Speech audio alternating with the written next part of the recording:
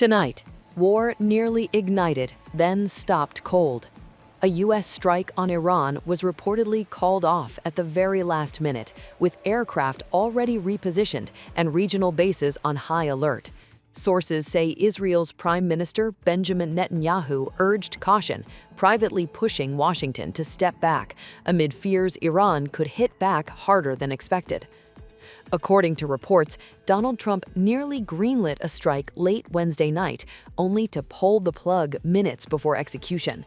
Advisors warned they could not guarantee a decisive blow to Iran's leadership and that retaliation could overwhelm U.S. assets in the region. Israeli officials are said to be deeply uneasy. Netanyahu, long a hardliner on Iran, is now described as spooked by the scale of Tehran's potential response, fearing regional escalation that could quickly spiral beyond control.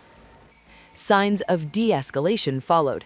U.S. aircraft that had been moved out of Al Udeid Air Base in Qatar began returning. Security warning levels were lowered, and personnel previously advised to leave were cleared to come back, according to sources briefed on the situation. Iran, too, stepped back, reopening its airspace after a near 5-hour shutdown that had disrupted global flights. The move eased immediate fears of imminent conflict as commercial aircraft cautiously resumed routes over the country. Trump signaled a temporary pause in pressure after being told that Iran's deadly crackdown on protests may be easing. Iranian officials denied plans for mass executions, and at least one reported death sentence was postponed, moves Trump publicly welcomed. Despite the cooling signals, officials stress this is not a resolution.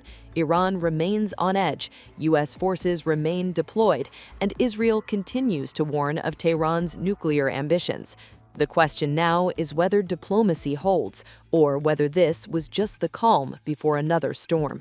For now, war didn't start tonight, but the episode exposes deep unease, even among Iran's fiercest critics, about the cost of direct confrontation. Netanyahu's warning, Trump's pause, and Iran's measured response suggest one thing: everyone blinked this time.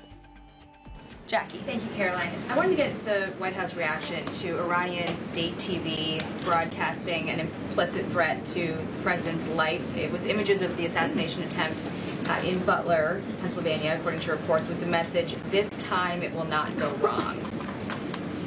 I have not seen that, to be honest with you, Jackie. We'll take a look, and I'll let the president and his national security team examine that footage to ensure its legitimacy. Again, I haven't seen it, so I can't comment on it. What I will say with respect to Iran is that the president and his team have communicated to the Iranian regime that if the killing continues, there will be grave consequences. And the president received a message, as he revealed to all of you and the whole world yesterday, that the killing and the executions will stop.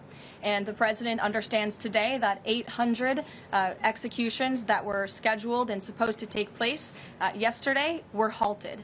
And so the president and his team are closely monitoring this situation, and all options remain on the table for the president. Netanyahu encouraged him against strikes. Look, it's true that the president spoke with Prime Minister Netanyahu, but I would never details about their conversation without giving the expressed approval by the president. Subscribe to One India and never miss an update. Download the One India app now.